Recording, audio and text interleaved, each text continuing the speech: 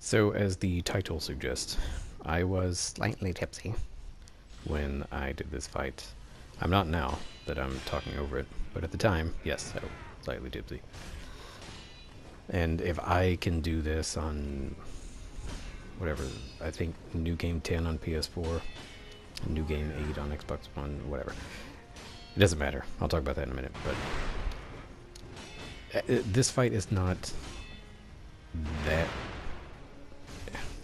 I don't find it to be that difficult. I'll say that it's probably one of the top 3 most difficult fights in this game, but that's relative to the other bosses in Sekiro, and relative to the difficulty in Sekiro overall. So, his moves, he has several that could be punished, so that firecracker, a move that he does right there, on the other side of that wall where he is, he's either going to do a thrust that you can Makiri, he's going to do a dash attack like that, he might throw some shurikens, or he might not do a goddamn thing. Sometimes he just fucking stands there. So this move, his perilous where he sweeps, if you're locked onto him, you can jump on his head for some posture damage, but if you haven't got his vitality down enough, it doesn't fucking matter if you're doing posture damage. You want to do vitality damage so that his posture raises quicker. If you're locked on, and he does that, if you jump up and back, you will track him, so that way you land next to him. And then he will always, in my experience, go into his overhead slam.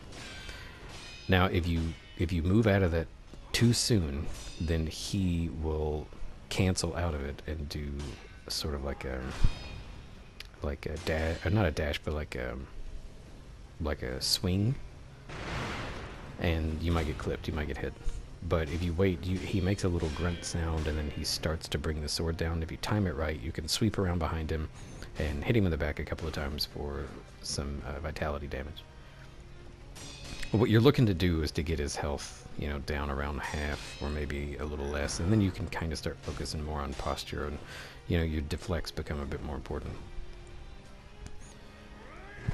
So the other firecracker attack that he has is the one where he does like a combo, and then he sort of butts up against you to push you out of the way, and then he does the sword attack.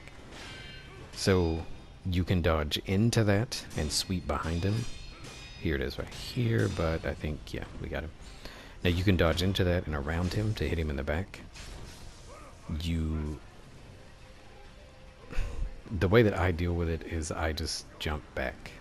Now right around here is where the beer really started to hit me, and it sort of came in like a bass drop, and I just started to make all kinds of mistakes.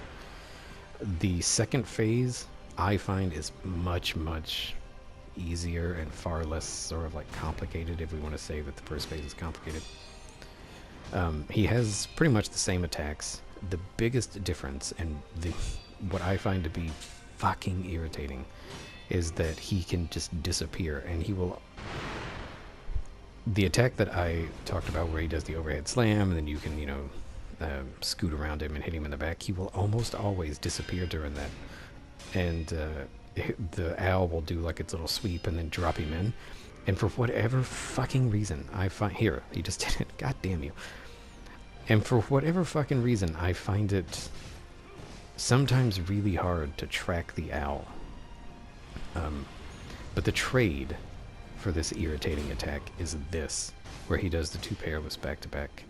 And, you just jump over the fire that the owl does, and then you Makiri counter, and you're guaranteed a punish. And I think, does he disappear? He does, god damn it. And some people might think that it's cheesy to use the Mortal Blade on him when he's open. I don't know why. Fuck it. It does decent vitality damage, so I'm going to use it.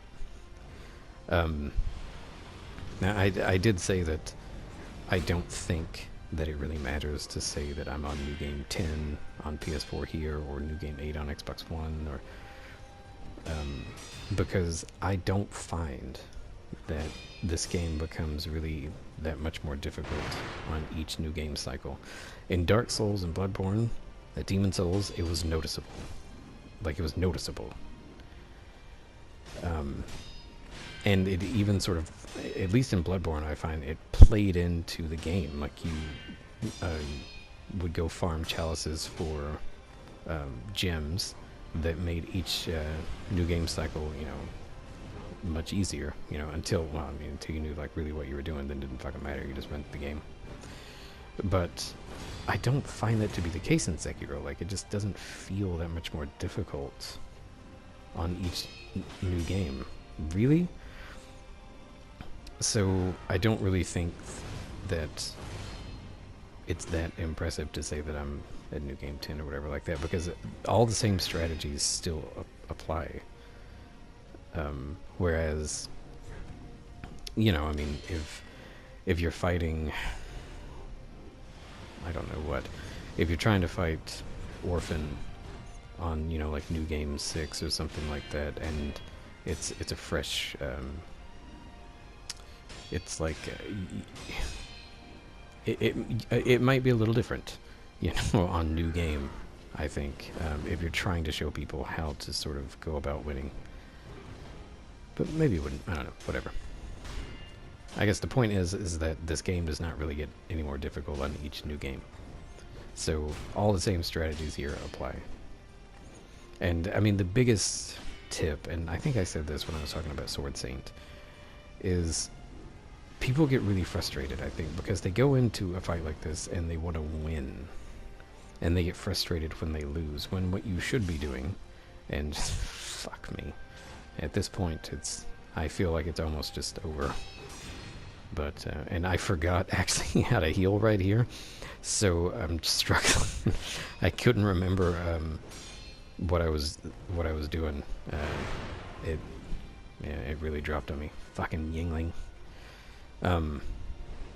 But yeah, so people get frustrated when they lose, when what they should be doing is they should go into a fight like this, just trying to learn. Learn his moveset, learn how to punish, learn how his moves begin and end, so you know kind of what you're doing. And I keep fucking jumping on his head here, and that's just, unless his vitality is down low enough and you're really at a good place where his posture meter is filling and then not replenishing, but it's sort of stabilizing as it goes up, you should not be going after the jump on his head. Yep. God damn it. Other than all this, it was fairly decent. Not the quickest fight in the world, but yes, you should be going in just trying to learn his moveset. That's it, and not get frustrated when you lose. Like, you should go in with the mindset that that you're not trying to win.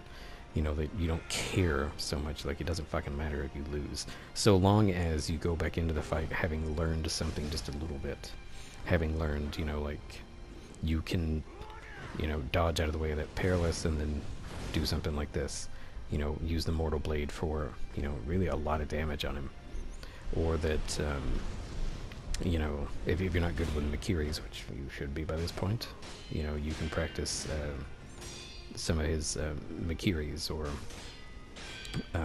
his overhead swing, learning that timing about how to sweep around him. As long as you come out of it having learned something. I mean, if all you're learning is that you keep dying, clearly you're just not doing something right here, But I don't find this to be, if we're just talking about Sekiro, then yes, I would say this is, along with Sword Saint and Demon of Hatred, this is probably top 3. Maybe Shura ending Ishin is harder than this, maybe. I don't know. I don't know about that.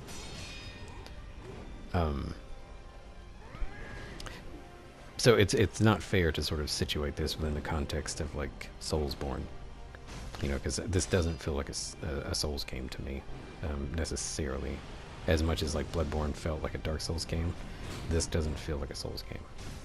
Like, as much as like Bloodborne felt like Dark Souls, But if we did that, I would say that this is not in any way a hard fight in the context of Souls games at large. But, so that's the owl fight.